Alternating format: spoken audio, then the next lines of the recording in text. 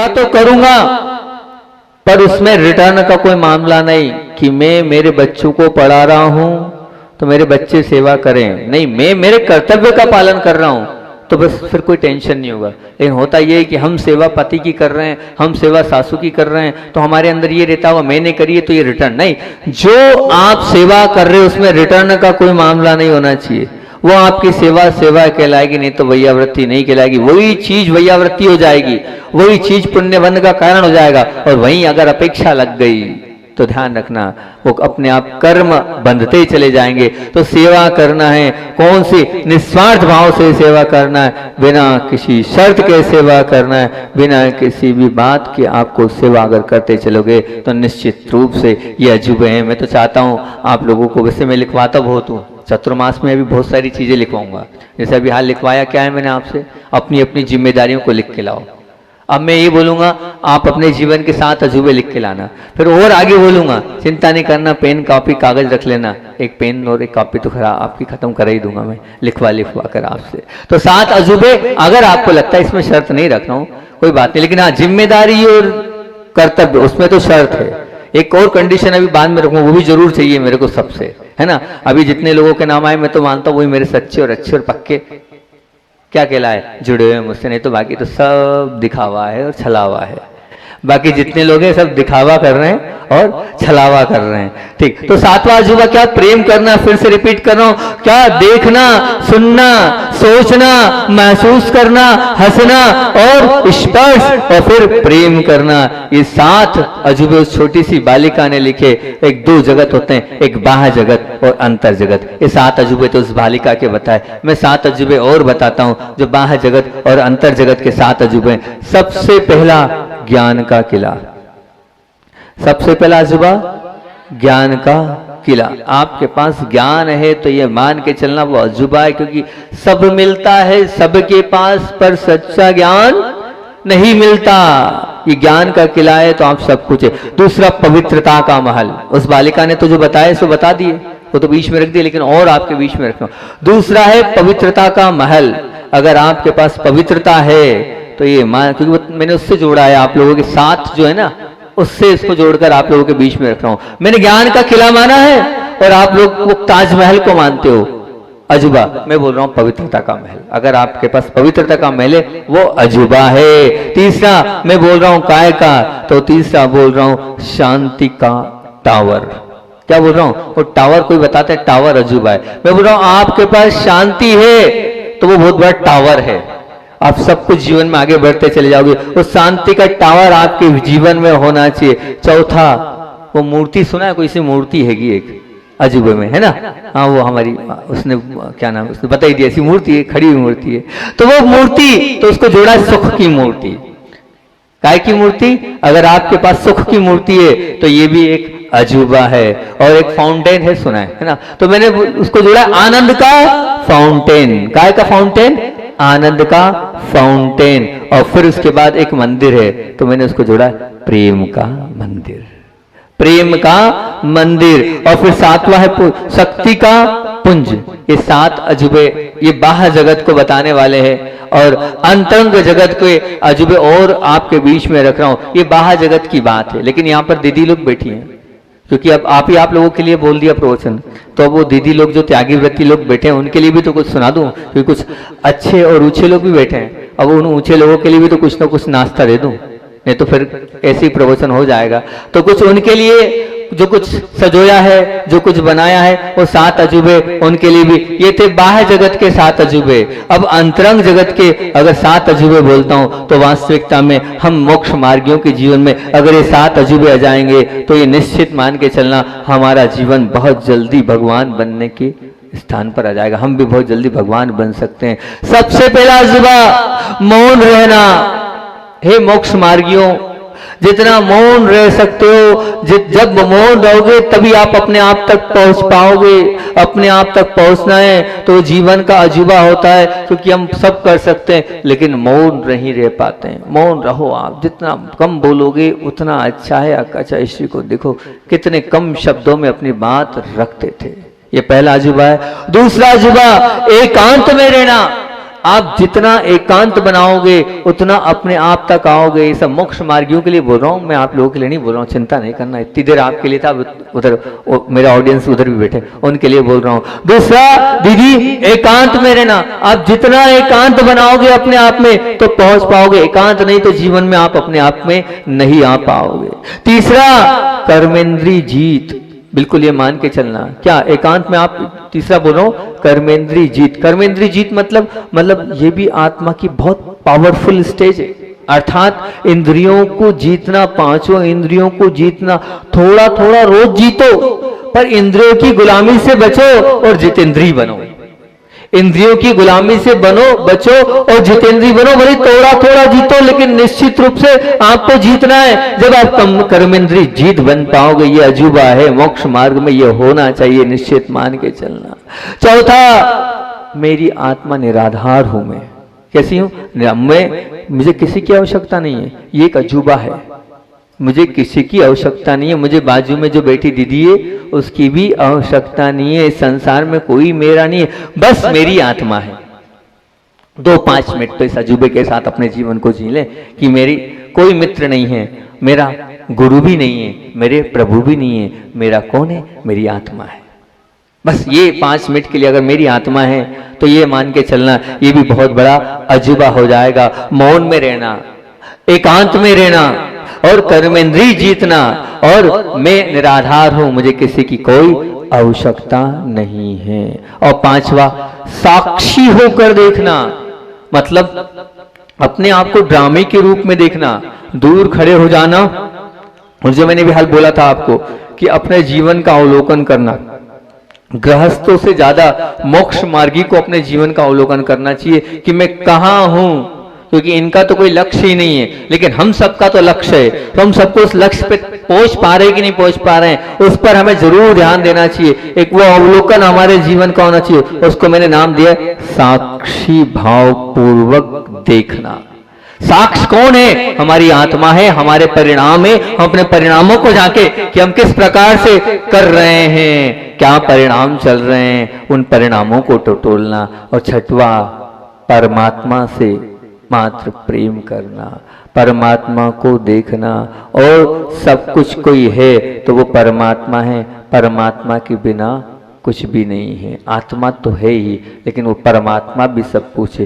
पूरा समर्पण परमात्मा के लिए समर्पित कर देना। और सातवां, निर्भयता। इससे बहुत सुंदर प्रवचन हो सकता है, लेकिन समय अभी हमारे पास कम है, इसलिए 1-2-1.5 मिनट में इसको पूरा करना है। और सातवां, निर्भयता। सातवां, निर्भयता। क्या निर्भयता? ये निर्भयता बनाए रखना चाहिए मोक्ष मार्गी को। क्या? मेरा कोई तो है नहीं, मुझे कोई डर नहीं है, मैं शक्तिशाली आत्मा हूं। आज अभी इसी समय भी अगर मरण हो तो मैंने सबको क्षमा किया, मैं सबसे क्षमा मांगता हूं, मैं सबसे क्षमा करता हूं, ये भाव रहे। और निर्भय रहना, किसी से नहीं डरना। डरना है तो पाप करने से डरना है, बाकी किसी से मुझे कोई डर नहीं, कोई भय नहीं, कोई आकुलता नहीं, कोई व्याकुलता नहीं। मैं हुई नहीं आकुल व्याकुल आत्मा, तो हुई नहीं, मैं तो निर्भय आत्मा हूं। तो ये निर्भय आत्मा आप बन जाओगे तो बहुत अच्छा रहेगा। मौन रहना, एकांत में रहना, मैं निराधार हूं, कर्मेंद्री जीत, साक्षी होकर देखना और प्रेम करना, परमात्मा से प्रेम करना। तू ही सब कुछ है, तेरे अलावा और कुछ नहीं। और निर्भयता, ये हो गए आध्यात्मिक दृष्टि से। और बाह्य दृष्टि से ज्ञान का किला, पवित्रता का महल, शांति का क्या टावर, स्तंभ, सुख की मूर्ति, आनंद का फाउंटेन और प्रेम का मंदिर और शक्ति का पुंज। और बच्चों के लिए तो 7 बताई दी हमने। क्या? देखना, सुनना, सोचना और महसूस करना, हंसना और स्पर्श और प्रेम करना। याद रखना इनको। आचार्य भगवान की बात को भूलकर मैं अपनी बात को विराम देता हूँ, समय अपना अधिक हो गया है। कि आचार्य भगवान ऐसे चमत्कारी हैं कि पूरी दुनिया तो नतमस्तक है, लेकिन देवी देवता भी उनके चरणों में झुकते हैं। बर्रो वाले बाबा के यहाँ एक निशंक सागर जी महाराज जी छत पर उन्होंने मुंह हाथ धो लिए। मुंह हाथ जैसे धोते हुआ ये कि एक ऐसा अदृश्य शक्ति ही उनका गला दबाने लगी। निशंक सागर जी महाराज जी अलग जी चिल्लाने लगे, छोड़ो छोड़ो छोड़ो। उन्होंने सबको याद कर लिया, पर नहीं। फिर उसके बाद उन्होंने जो बात बताई, ये उन्होंने फिर उस एक आवाज आई और उन्होंने कहा, आचार्य विद्यासागर के शिष्य हो इसलिए छोड़ रहा हूँ, आज के बाद मंदिर के ऊपर ऐसी गलती मत करना। विचार करना, गुरुदेव का प्रताप कितना, उनकी सील जहां लग जाती है तो देवी देवता भी अपने आप सब छोड़ देते कि आप इनके शिष्य हो, आप उनके शिष्य हो। हमें गर्व होना चाहिए कि हम आचार्य विद्यासागर जी महामुनि राज के शिष्य। बोले आचार्य वन विद्यासागर जी महामुनि राज की। जीवन के रण में खुद ही श्री कृष्ण और खुद ही अर्जुन बनना पड़ता है। रोज अपना ही सारथी बनकर जिंदगी की महाभारत में लड़ना पड़ता है। निश्चित ये मान के चलना, पारिवारिक प्रवचन श्रृंखला के वो मुख्य बिंदु चल रहे हैं और समाधान वृत्ति पर अपनी बात चल रही है। और मैंने आपसे कहा था कि एक सासू माँ बहुत खराब थी, बहुत कड़वी थी, जिसके मुख से हमेशा कड़वे वचन ही निकलते थे। हमेशा वो बात तो करती थी लेकिन वो बात में लगता था जैसे गुस्सा कर रही हो, बात नहीं कर रही हो। जैसे होता है किसी किसी का तो नेचर होता ही हैगा कि बात नहीं लगती। वो बोलते भी इतनी तेज हैं कि आसपास वाले उस तेज को भी घबरा जाते हैं कि क्या बोल रहे हैं और किस प्रकार से बोल रहे हैं। तो ऐसे ही कुछ था। और जब उनकी भी अब कोई ना कोई तो बहू होगी, ऐसी सास है तो बहू तो होनी है। अब ऐसी सास की एक बहू थी। अब उस बहू से पूछा गया कि आपके मुख से आपकी सास की अतिशय क्रोधी है, कटु स्वभाव वाली है, लेकर कोई भी कभी शिकायत नहीं सुनी। बड़ी आश्चर्य की बात है कि इतनी खराब सास को आप कैसे निभाती हैं। और निभा रही हैं तो ठीक है, पर एक बार भी आपके मुख से आपने अपनी सासू माँ के विषय में कुछ कहा नहीं कि मेरी सास ऐसी है, मेरी सास वैसी हैगी। जबकि अगर पूरी इस कहना चाहिए कॉलोनी में ले लो, इस पूरी बिल्डिंग में ले लो, तो सबसे अगर खराब अगर है कोई कहना चाहिए सासू माँ या महिला तो वो आपकी सास है। ना तो उनके साथ किसी की पट्टी है, ना उनसे कोई का व्यवहार है, ना उनके साथ कोई बोलना पसंद करता है, ना उनके साथ बैठना पसंद करता है। पर फिर इतने बावजूद भी सुन लो जितनी बहू है बैठिए ना, सब बहुओं सुन लो ये कितनी मतलब कैसी बात बोलने वाले। ऐसी सासू माँ है जिसकी कोई भी सहेली नहीं हो, ठीक है ना। ऐसा कटु व्यवहार है, कोई उठना पसंद नहीं करता है, कोई बैठना पसंद नहीं करता है, कोई बोलना पसंद नहीं करता है। यहाँ तक कि ऐसी सासू माँ है कि जहाँ से आई है मतलब कहाँ पियर वाले भी उनसे व्यवहार नहीं करते। अब बताओ अब क्या कैसा तो व्यवहार होगा, कैसी तो कटुता होगी। अब उस घर की बहू, उससे पूछा गया आखिर ऐसा क्या रहस्य है कि आप अपनी सासू माँ के लिए कुछ भी नहीं बोलते हो। तो बड़ी अच्छी वो बहू है बिल्कुल। अब ऐसी कौन सी बहू है अपने आप को देख लेना। या अभी बहू नहीं है तो यहाँ जितनी बहनें बैठी ऐसी बहू बनना है क्या जैसी वो बहू है। तो बड़े ही उससे बोलती है कि वो जवाब बहुत अच्छा देती है और बोलती है कि हमारा किसी स्वजन की जीभ में अगर लकवा लग जाए या बोलते बोलते उसकी जीभ लड़खड़ाती हो तो उसकी इस क्षति से क्या हम अकुलाते हैं, क्या व्याकुल होते हैं कि वो लकवा लग गया है और लकवा लग गया है तो क्या करना चाहिए। या मान लीजिए जीभ तोतली है तो उस तोतलेपन पे हम कुछ बोलते हैं कि किस प्रकार से बोल रहे हैं, वो तो हम एक्सेप्ट कर लेते हैं। लकवा लग गया तो भी एक्सेप्ट कर देते हैं, जीभ लड़खड़ा रही तो एक्सेप्ट कर लेते हैं, और तोतलापन है तो भी एक्सेप्ट कर लेते हैं। तो फिर जिसकी वाणी में सहज रूप से कर्कशता है, कठोरता है, कटुता है, इसकी वाणी के लिए मैं क्यों अपने आप को कलुषित करूं, क्यों अपने आप को उसमें लगाऊं, क्यों अपने मन को खराब करूं। हमने मान लिया ना कि वो ऐसे हैं, जो तोतला है उसको हम तोतला मानते हैं ना, बस उनको हमने मान लिया वो कठोर बोलते ही हैं। अब वो कठोर बोलते ही हैं तो फिर क्या किंतु और क्या परंतु, उसमें कोई किंतु परंतु करने की बात ही नहीं है, करना भी नहीं चाहिए और करके होगा भी क्या। और दूसरी बात तो आखिर है वो मेरी कौन, वो मेरी कौन है, वो मेरी सास है। उनके बेटे के साथ मेरा संबंध जुड़ा है और उनके बेटे के स्वभाव को वो कितना भी विचित्र हो, जितना भी विचित्र हो, तो मैं उसको निभा रही हूँ कि नहीं। जब उनके बेटे को निभा रही हूँ, उनके बेटे के साथ मेरा संबंध हो चुका है, तो फिर जिन्होंने उसको जन्म दिया है उनकी माता के विचित्र स्वभाव को लेकर मेरे मन में शिकायत करने का मुझे अधिकार ही नहीं है। मेरे मन में उनके लिए शिकायत करने का, बहुओं सुनो, बेटियों सुनो, अधिकार ही नहीं है। और फिर चलो ठीक है, शिकायत करके मुझे मिलेगा क्या। मान लीजिए मैंने शिकायत कर भी ली तो शिकायत से मिलेगा क्या। कुछ मिलने वाला नहीं है, तो फिर होगा क्या? उल्टा संबंधों में कटुता पैदा होने की संभावना है। तो संक्षेप में हम तो सारभूत ये कि जिह्वा तोतली हो या असभ्य हो, जिह्वा तोतली हो या असभ्य हो, अपन तो स्वस्थ रहो, मस्त रहो, प्रसन्न रहो, ये कला आत्मसात कर लोगे तो इस जगत में अनेक प्रकार के विचित्र स्वभाव वाले समूह के बीच में हम अपने आप को आनंद पूर्वक रह सकते हैं। बस सामने वाले का वो स्वभाव मान लो, हाँ दूसरों की कड़वी जीभ को हम अवश्य अपने समाधान भाव से निभा सकते हैं, परंतु ध्यान रखना हमारी जीभ अगर कड़वी हो जाएगी तो इसका कोई भी उपाय नहीं है। बस हमारी जीभ कड़वी नहीं होनी चाहिए, इस बात का हमें ध्यान रखना चाहिए कि मेरी जीभ तो कड़वी नहीं हो रही है, मेरी जीभ में कटुता तो नहीं है, मेरे वचनों के माध्यम से तो किसी का दुष्प्रभाव नहीं पड़ रहा है।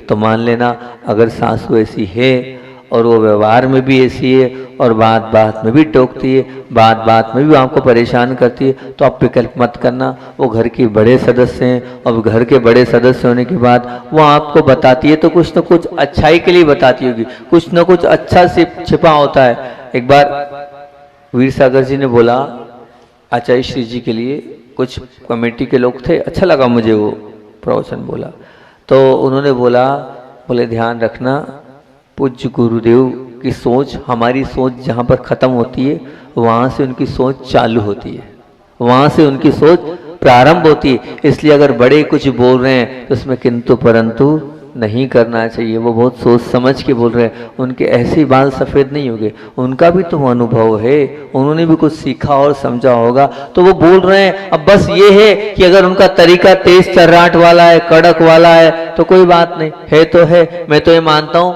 अगर व्यक्ति कड़क भी है तभी परिवार संभल सकता है, तभी परिवार मुट्ठी में बंधे रह सकता है। अगर कड़क नहीं हो तो परिवार मुट्ठी में बंधे, तो बस जैसे हैं वैसे हम एक्सेप्ट कर लें, वैसे हम स्वीकार कर लेंगे। तो इतनी खराब सासू को भी एक बहू स्वीकार कर रही है कि जिससे कोई मिलना चाहता नहीं है, जिसके साथ कोई बैठना चाहता नहीं है, जिसके साथ कोई व्यवहार बनाना नहीं चाहता है, लेकिन वो बहू उनको भी बहुत प्रसन्नता के साथ निभा पा रही है। आप कर सकते हैं ऐसा काम? बताओ, थोड़ी सी अगर सासू माँ ने कुछ बोल दिया तो आप क्या हो जाते हैं? जरा से में धमकी दे देते हैं कि घर छोड़ के मैं जा रही हूँ, यहाँ जा रही हूँ, वो कर रही हूँ, और घर के दो टुकड़े कर लेते हैं। शिकायत करने से कुछ नहीं मिलने वाला, ध्यान रखना, उल्टा संबंधों में दरार ही पैदा होगी। इसलिए तो आप ये मैं माला बार बार, पहले दिन मैंने माला दी थी, कौन सी माला दी थी?